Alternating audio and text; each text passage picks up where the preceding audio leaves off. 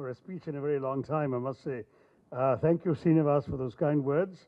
And the chairman for the evening, my dear friend, Dr. Geeta Reddy, who is not only, as Uttam Garu said, one of the senior figures in public life in the state, but who has been an absolutely effective leader for the South Zone of the All India Professionals Congress. And I'm looking forward to hearing good news about her own re-election bid in the state in the next few weeks. The PCC chief, Uttam Kumar Reddy, we just had a terrific speech from him. It's wonderful when we have a fighter pilot to pilot our fight for victory in the state. He has laid out a very clear vision of why he is in this contest for transforming governance in Telangana and restoring democratic practice, and I think we all share his. The All India Professionals Congress leaders who have joined me from other states, Salman Soz, Zarita Lightflang, Alam Javeri, Telangana state leadership, Sravan, Kalyan, Santosh, the very distinguished professionals in the audience here, especially our freedom fighter. Sir, 70 years ago you led a fight for freedom. You may have to lead another fight. All of you who've taken the trouble to come and wait so long for this evening, ladies and gentlemen, brothers and sisters, friends, I hope that covers everybody. As we say in Kerala, namaskaram to all of you. I am delighted to, of course, be in Hyderabad, this beautiful city of the Nizams, a city whose infrastructure really would be the envy of any other city in the country. Just arriving at your splendid airport, driving on your wonderful expressways and highways. I haven't been on the famous metro yet, but just seeing how much development has taken place in the state is a reminder of how much the Congress party has itself invested in the success, growth and development of Hyderabad and of Telangana. And as the party which in its own way has contributed to the creation of this new youngest state of the Indian Union, I must say that it's always satisfying to be here. So let me say, Uttam Garu, I'd be very happy to accept your kind invitation to come back and campaign, to make sure you all get a chance, to revive that Congress leadership and investment in the success of Telangana. I also want to echo the words that have already been spoken about the spirit in which AIPC has been created. I won't repeat all the very effective things that have been said by previous speakers. Just to say that many professionals have views on politics. They work hard, they earn their salaries, pay their taxes, and then in the evening, perhaps over a drink or whatever, you might be abstemious, you complain about the politicians. I mean, this is standard fare. I've seen it in my own family. My father was a middle-class professional, and he and his friends were regularly complaining about the state of our politics. We wanted to create in All India Professionals Congress a platform so that your understandable criticisms and views could actually have a constructive outlet. Purpose of All India Professionals Congress, first of all, is to respond to the charge. When we say to professionals, okay, you're saying all these negative things, why don't you do something about it? And they say we have no access to politics and politicians. That ends with the AIPC, because we're giving you a platform where you do have access to politics and politicians, where your views will be heard and you will be listened to. That is the first thing I want to say to those professionals in this room who have come but have not joined the AIPC yet. It is a platform for you to express your views. It is a platform driven by a very decentralized culture in which we encourage chapters to come up with their own ideas and initiatives. And at the same time, of course, it is a part of the Congress party. It is attached to the liberal and progressive values of the Congress party, and we hope that many professionals, many educated people generally, would share these values, and we'd like to see them advanced in India. So let me say that I didn't want to repeat the things that have been said. The chapters exist in Telangana. It's growing very nicely, particularly in Hyderabad and Secunderabad. We have very, very strong multiple chapters.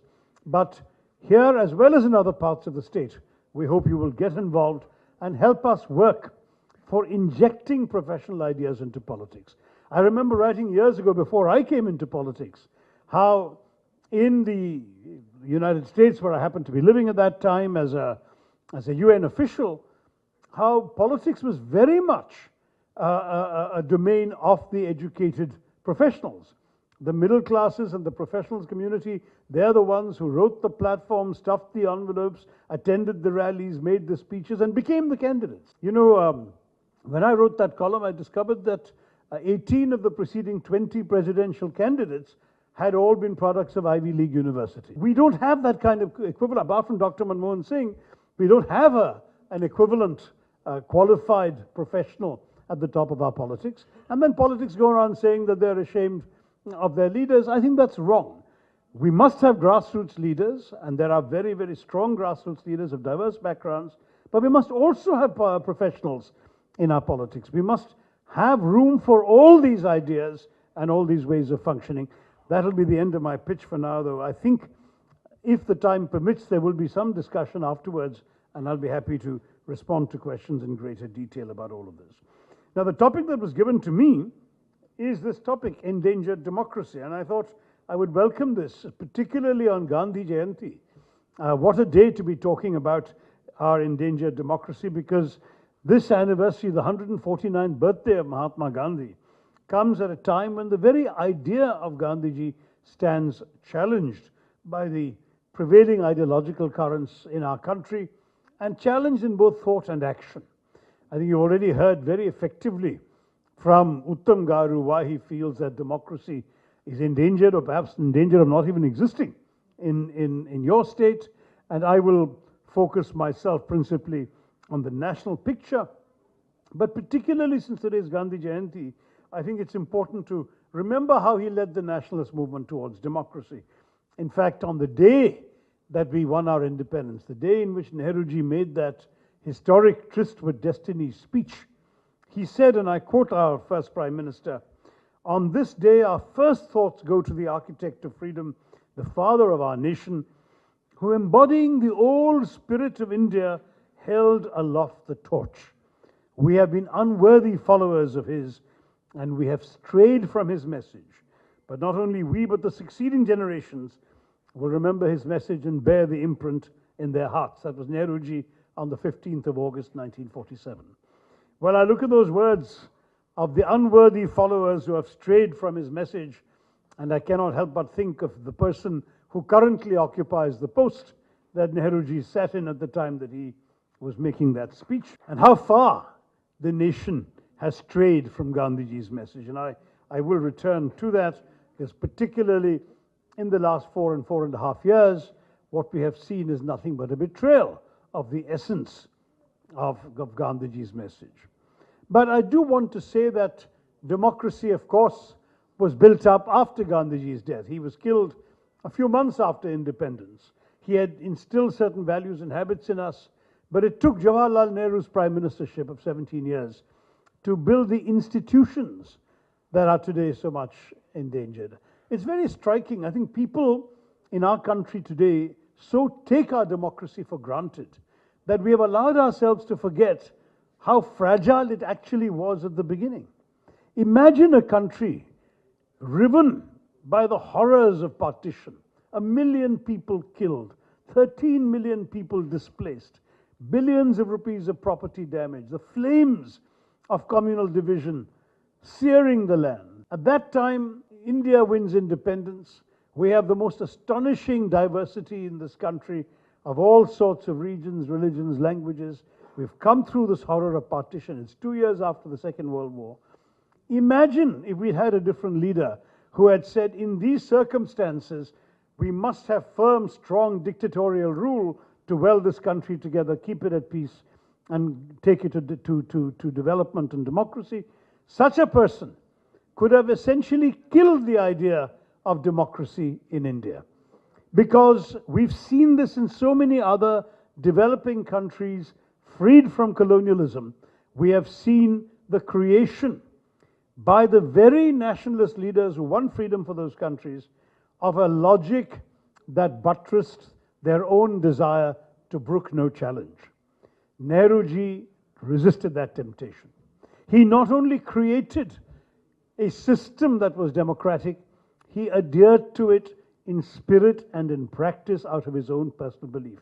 As I said, it would have been very easy for him to go the other way Instead, what did he do? I'll just give you a couple of examples. Parliament. He treated Parliament seriously. Parliament met for over 200 days a year when he was Prime Minister.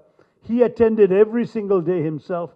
He made sure his ministers and senior civil servants attended, and he gave importance to the then tiny opposition out of all proportion to its numerical strength, because he understood that in a democracy, respect for the opposition is fundamental. Another example was about the judiciary. He wanted to ensure the judiciary was completely independent. So once, he was occasionally a short-tempered man. At a press conference, he made a negative comment about a judge. No sooner was the press conference over than he was mortified by what he had done. He immediately wrote a public apology to the judge for having insulted him, but even more, he wrote a practically groveling letter to the Chief Justice of India, apologizing for having insulted the judiciary and seeking his forgiveness. Now, Nehru was a giant in those days. Not only had Mahatma Gandhi passed away in 1948, Sardar Patel passed away in 1950, there was nobody to challenge Nehruji. There was nobody in even the slightest competition to him. He was a towering figure, and in fact, whenever he was crossed in the cabinet or in the party, his usual way was to say, okay, I'll resign. And people would come running saying, please don't resign. We will take back our position, you'll have your way, but you must stay. That was the kind of stature he had. He could have so easily gone in that different direction, but he said, I must build up these institutions, I must show respect for them. The newsreel footage, all black and white grainy pictures of the way in which Nehruji is showing deference to the president and the prime minister because they outranked him in protocol terms. I mean, in politics, they were nothing by comparison with who Nehruji was in those days. But he showed them respect publicly. The world should see it, because for him, each of these institutions upheld the pillars of our democracy. Now, that was the spirit in which Nehruji implemented Gandhiji's faith in democratic institutions and Nehru's own faith in democratic institution building. There's a famous anonymous article. You know that in 1936-37 we had the first elections under the Government of India Act. I mean, elections is a bit of an exaggerated word because only 25% of Indians were allowed to vote. The vast majority did not have the vote. It was under British rule. But nonetheless, in those elections, Nehruji was a very popular campaigner. He went around the country in every known means of transport, made great speeches, got a lot of adulation from the masses. And then an article appeared in the Modern Review, a Calcutta publication, very respected. Anonymous article, attacking Nehru and saying we must be wary of giving this man the temptation to assume too much power. He enjoys the adulation of the masses too much. We want no Caesars. And everyone noticed this article and they wondered who could have written this article, anonymous and so on. A couple of years later, the truth came out.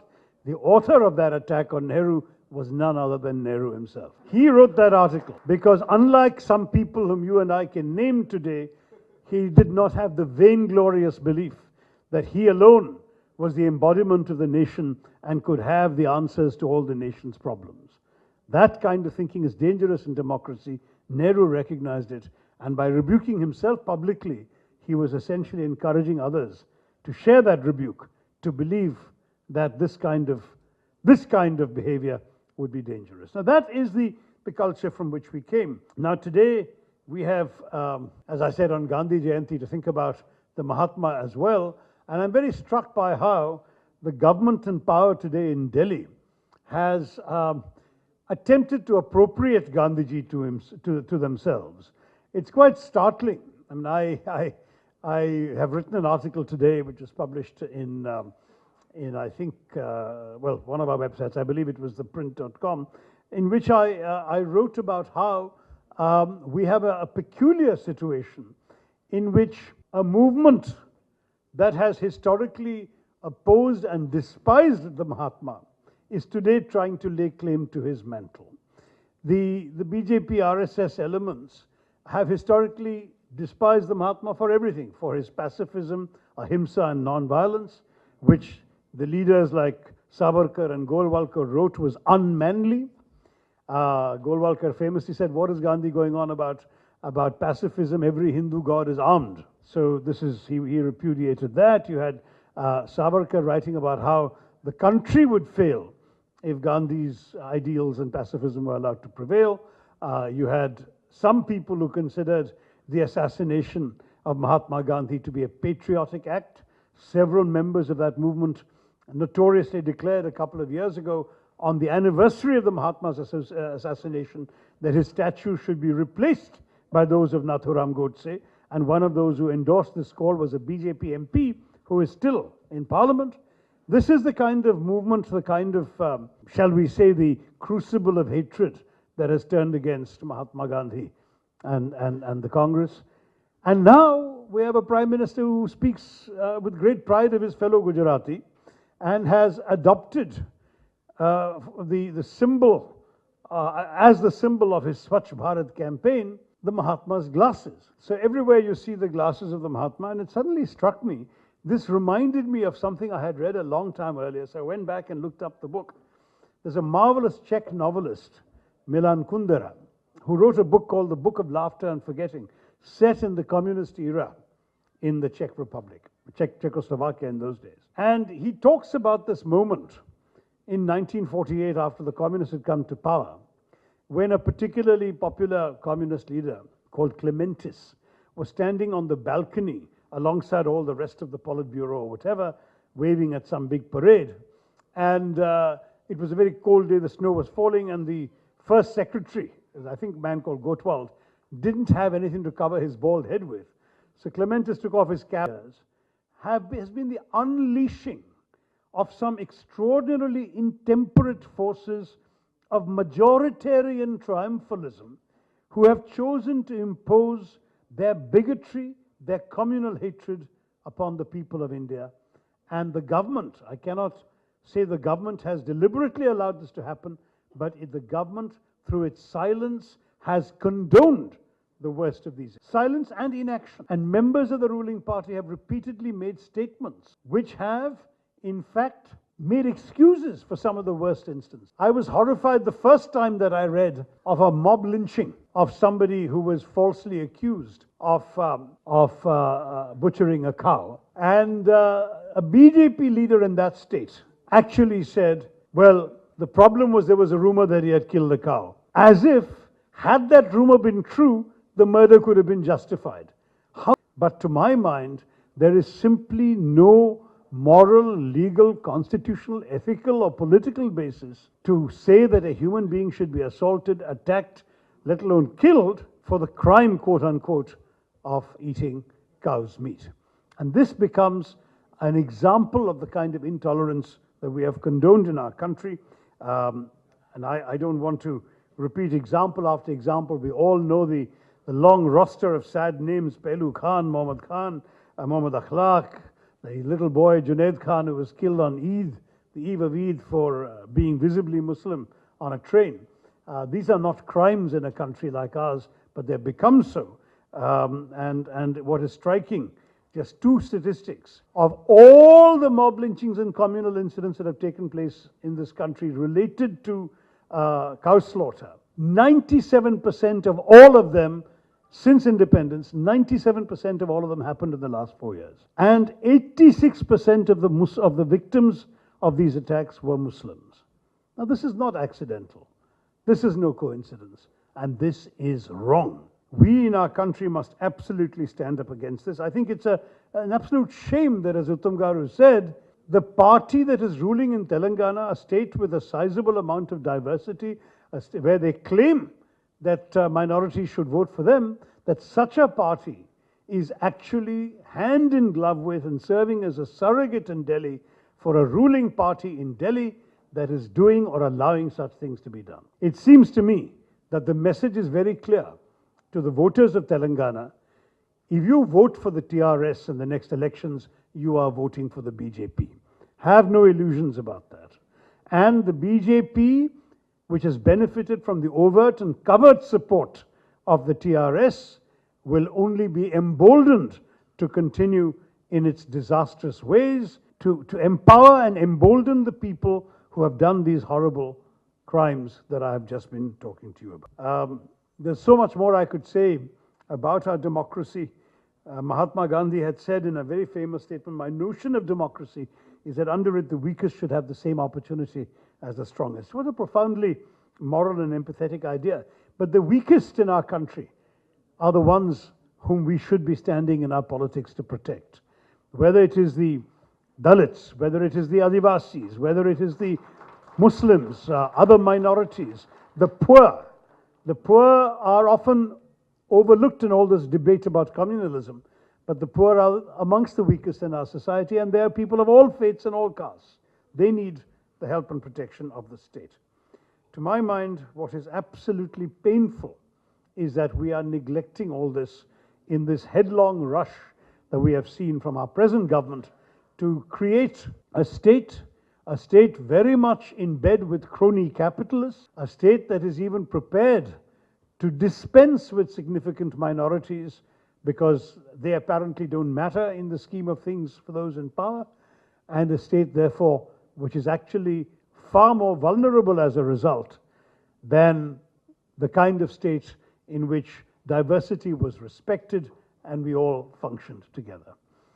Today I was speaking at the Manthan Samvad about my recent book, Why I'm a Hindu, and I pointed out the great lesson taught to us by Swami Vivekananda, of whom I've been a fan or a devotee since my teenage years. And Swami Vivekananda said something very memorable in his historic speech in Chicago in 1893. And if you're wondering what this has got to do with democracy, you'll understand in a minute. So in that speech, he said, "I'm proud to speak to you on behalf of a religion which has taught the world not just tolerance, but acceptance." And that's hit me as a teenager because I was going to school and reading textbooks in which I was taught that tolerance is a virtue, that tolerance is a good thing. A tolerant king is obviously a just king because he accommodates the interests of all his subjects. The more I thought about it, the more convinced I was by the profundity of Swami Vivekananda's insight. Because what he was saying was, essentially, however good tolerance may be as a virtue, it is a patronizing idea. Because tolerance basically implies my saying, I have the truth, you are in error, but I will magnanimously indulge you in your right to be wrong. That is tolerance, right? Whereas acceptance, which is what Swami Vivekananda was saying in that speech, is what Hinduism is all about, is a far more profound concept. It says, I believe I have the truth, you believe you have the truth, I will respect your truth, please respect my truth. And to my mind, this is not only an excellent description of what I valued in my own religious faith, but it's an excellent prescription for democracy as well. Because how we survive in a diverse democracy like India's is through mutual respect. You may not necessarily marry your neighbor's daughter because she belongs to a different religion, though I would encourage you to do so if you were so inclined. You may not necessarily feel that aspects of your religious faith or your communal identity, even your caste identity, allow you in certain kinds of interpersonal intermingling to go with someone else, but you respect them as different. You may not dress like them, eat like them, pray like them, but you respect their right to be who they are, and you expect them to respect your right to do the same. And that is essentially India. I remember in America, I used to, in speeches to American audiences, I would say, you people are a melting pot, where everybody comes from all over the world, they all mixed up together, they all come out American. We're not like that. We are a thali. We are a thali because we're a collection of different dishes on one platter. The dishes are in different bowls, so they don't necessarily flow into the next, but they belong together on the same platter, and they combine on your palate to give you a satisfying repast. That is the Indian idea. And with that idea, we accept that we're a nation that can endure differences of caste, of creed, of color, of culture, of costume and custom and conviction and even consonant. But we can still rally around a consensus. And that consensus is on the simple idea that in a diverse democracy like ours, we don't really need to agree all the time, so long as we agree on the ground rules of how we will disagree. It seems to me the big danger to our democracy today is that we have a government in Delhi, and from what we have heard, we have a government in Hyderabad, which for the first time no longer subscribes to the ground rules that have sustained our democracy for 70 years. That is what particularly worries me. To my mind, we need to create a very, very firm understanding of how we will manage our disagreements, how we will let that steam out of the pressure cooker, how we will create or recreate that idea of India that allows for a diversity of views, of communities, of expressions, of cultures, and at the same time create a truly patriotic idea. There is a difference between patriotism and the kind of chauvinistic nationalism this government is spreading. George Orwell wrote it very well in a famous essay in the 1940s. See, patriotism is about loving the country that you belong to. You love the country because it's yours. You were born there, or in my case, I actually wasn't, but I grew up here. You love the country because it's your country, and you love it in a way that says, I would like to shield it from attacks by others. It's a protective feeling. Patriotism is like your love for your mother. It is a love for your motherland. But nationalism, and particularly the kind of jingoistic, chauvinistic nationalism that the present ruling party espouses, is much more aggressive. It's not patriotism. It's about saying, my nation under my leadership is better than anybody else, and either that people of my religion are better than someone else, or that people of my community, my caste, my appearance, my color, whatever it may be, are better than anyone else, and I will fight to assert that. That kind of nationalism is deeply dangerous. It's also divisive internally in a country as diverse as ours. If you say that a litmus test for patriotism and nationalism in India is you're standing up to shout Bharat Mata Ki Jai. Now, I'm quite willing to say Bharat Mata Ki Jai, though I wouldn't say it because Mr. Amit Shah asked me to say it.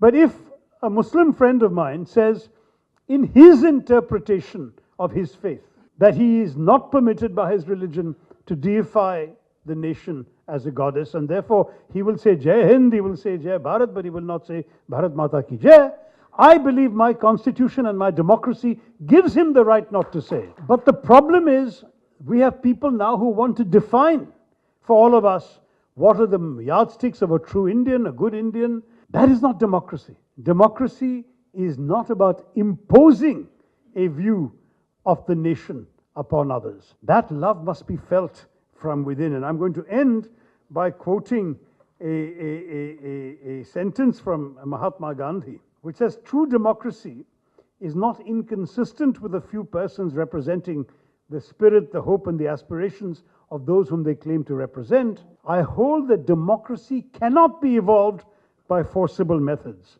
The spirit of democracy cannot be imposed from without. It has to come from within. It's a very simple idea, but it's a very real one. It's like love, right? Democracy is like love. It has to come from within. You can't actually force someone to love someone else, and you cannot create democracy by imposing love for the nation in your forms, in your ways of doing it. In a few months, we are in 54 days, you are facing elections here for your state assembly. Within 6 months, we are all facing elections to the National Parliament, to the Lok Sabha. I want to say to you very clearly, if the forces that Uttam Garu and I have described are allowed to continue to rule this country, and even worse, are given the kind of majorities they have enjoyed in the Assembly and Parliament for the last 4.5 years, then I fear that the idea of India and the nature and strength and vibrancy of Indian democracy will be imperiled in the most fundamental way. We have to understand that, that many things have already been said by prominent leaders of the ruling party in Delhi, including a sitting governor, a sitting MP, and a sitting minister, which have made it very clear that given the chance, given the numbers in Parliament, they will quite happily rewrite the Constitution. And the reason is very simple. The movement that they represent has for long believed that the Constitution is fundamentally flawed. They wanted to discard it from the very beginning. And if you look at the articles and writings and speeches of their major ideologues, Savarkar, Golwalkar, and Deen Dayal Upadhyay, they've made it very clear. They've said that the Constitution is flawed for two reasons. First, because it's full of imported Western ideas written by Anglophile lawyers in the wrong language. And all that happens to be true. There's nothing much we can do about it. Those ideas are good ideas. But the second objection they have is that the problem with the Constitution is it rests on the wrong premise of what is a nation. They say the Constitution assumes that the nation is a territory called India and all the people on it. But they say that's wrong.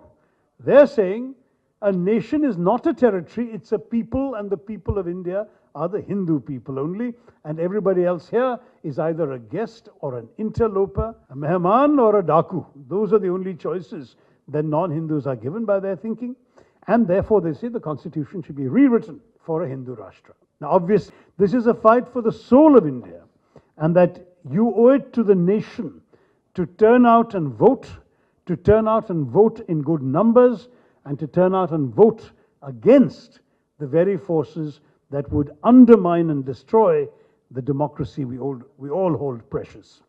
Let me just stress that as far as the All India Professionals Congress is concerned, we welcome your involvement, your support, your interest. We hope that you can join us, become members, and work with us to deliver the kinds of results I've said. But even if you choose not to, let us see this occasion and this platform as an opportunity to remind ourselves of all that we hold precious about our country, to resist these seductive ideas of a new India that would be built on the ashes of everything that was noble and valuable in the old India. Let us reaffirm the spirit of India, the idea of India, and the hope of India for a better future for everyone. I too will say, I remember the days when they had a slogan saying India shining. I will say India must shine, but it must shine for all. Jai Hind.